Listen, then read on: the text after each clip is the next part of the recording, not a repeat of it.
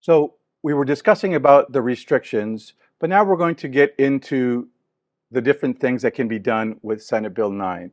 Uh, it's kind of like a game of Tetris. We're going to be able to put these units together in different ways. Now, as I mentioned, Senate Bill 9 is comprised of two components. One, existing lots with an existing home, and the subdivision. So this next slide shows what a two-unit development could look like. Okay, on the first, we're going left to right. On a piece of vacant lot, you can add two single-family dwellings. So an SB9 unit is a single-family dwelling. The next slide over is what we really run across. You have a single-family dwelling, an existing home, and maybe they have a garage, but we can add an additional single-family dwelling attached or detached, like the third image, so that unit sits in the back. But the maximum you can build would be that single-family dwelling, an ADU, which can be on top of each other, and the junior ADU, as you can tell, is carved into the existing footprint of that home. There's a lot of different variations that we can play around with, and getting the right fit for the customer is what we specialize in. Let's look at the subdivision. In an urban lot split, it just means you're able to divide that parcel. Obviously, the larger the lot, the better. They do allow you to split a lot down to 25 or a 2,500 square foot lot can be subdivided, but that doesn't make a lot of sense because with the setbacks, you may not build much more than a tiny home, for example. So lot splits are ideally for larger lots, but if you are able to do a lot split, this first image on the left shows you split the lot, then you're able to add 4 single-family dwellings, or SB9 units. The second one shows there's an existing home, we add an attached SB9 unit to it, and on the divided lot with its new parcel, it has 2 single-family dwellings. This is why it's known as the duplex law. And the other shows a different combination of other things that can also be built on the property. This next image is the maximum you could possibly do on a lot split. You have the existing single-family dwelling in green. We're adding a single-family dwelling with the SB9 unit, an ADU, and a junior ADU carved into the existing footprint of the single-family dwelling. On that split lot, we are able to add a duplex, two single-family dwellings, as well as 2 ADUs, which means if a client has the right size lot, they could add 7 additional structures to their property. That is really super impactful. Now, a lot split doesn't just have to be right down the middle. We do have things called flag lots. And if you look at the first image on the left, it shows the house, a rectangular square, and then a smaller rectangular square. That is the existing home. And so we're carving it there and creating like a flag. The easement comes from the street and you access the lot in the back through that easement. Or you can split it down the middle like the right image shows. We are able to split the lot 60-40 and we're able to demo part of the existing home, up to 25% of it, to accommodate that subdivision right there. Now, I know what some of you guys must be thinking, all of this housing, parking, what's going to happen? Well, this next slide kind of shows what a typical residential neighborhood looks like and what the future could look like. The passage of SB10 makes it so that where an R1 single-family residence is at could now potentially be a 10-unit apartment building. The next house over was a single-family residence. Now it's a lot split with 2 duplexes and 2 ADUs and so forth. So you can see that, notice that the parking is about the same. And I know parking can be an issue in some cities more than others, but with electric vehicles and people using more electric bikes and things, we're thinking that that's the direction California may be going with in terms of parking. Because when you think about it, there are some lots that have a home with a big lot and they have 6 cars parked back there that aren't even running. So we'd rather provide housing, and most of these properties are within half-a-mile radius to public transportation, and that's where some of the help comes. You may be thinking now, what is possible now?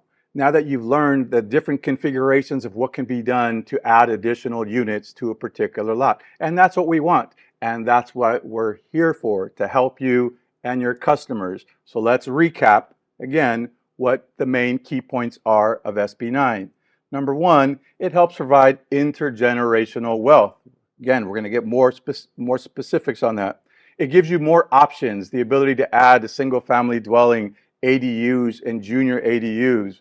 There is way more flexibility in the construction portion and the design portion. Ministerial approvals make the process much faster. It creates a lot more equity and a lot of passive income, which is why many of us got into real estate. Knowledge is power. And this next slide will probably be the most impactful one, because you're going to learn the difference between an ADU and an SB9 unit, which is a single family dwelling. Get ready. Why is an SB9 unit, a single family dwelling, better than building an ADU? Well, guys, ADUs have been around a long time. When you look at your mother-in-law quarters, when you look at pool homes, they don't necessarily give you any additional value for that additional square footage that was added. The same still applies, meaning that if you were to build a 600 square foot ADU, you're not getting much benefit. You can ask around, check with your lenders, appraisers, they'll tell you ADUs do not increase the value very much. We've heard reports as little as $0 to maybe $100,000.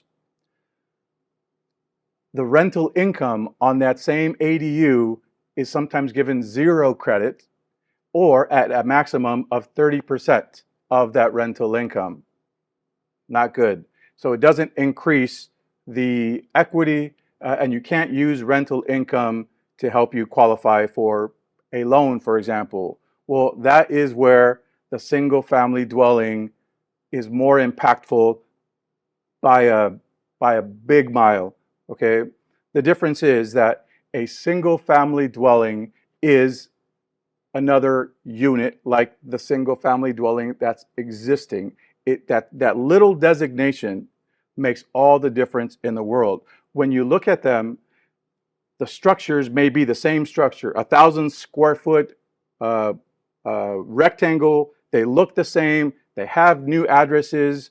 You couldn't tell the difference. However, if one is only an ADU, not much value. If it is a single family dwelling, that is valuable. How valuable? Well, it depends on the city. Some cities sell their properties at 400 to 700 a square foot, right? So depending on where it's built, it could increase the value. If you have a 700 square foot price per square foot area, and you build 1,000 square feet, you just created $700,000 of additional value. That's very, very impactful. Also, because it is a single family dwelling, you're able to receive 75% of the rental income to help you qualify for the loans that are necessary to build and to refinance at the end. So ADU, very limited. Single family dwelling, very valuable. And it costs you exactly the same. There is no difference. The difference is our ability to create that structure for yourself, your family, your friends, and your clients. Now that we know the difference between an ADU and an SB9 unit, the single family dwelling, I'm expecting you to do this. Stop anyone from building an ADU without first consulting us. Here's an example. In the city of Lakewood and Downey, we have a scenario where a client had obtained approved plans to build an ADU, to convert their garage into an ADU. Once they understood the difference between an ADU and a single family dwelling, an SB9 unit, they said, forget, I don't care that I paid all this money for these plans. I want the single family dwelling because of the increased value and all those things that we just discussed. We went to the city and the city said, no, SB9 is only for lot splits. That's clearly not correct, as you guys have now learned.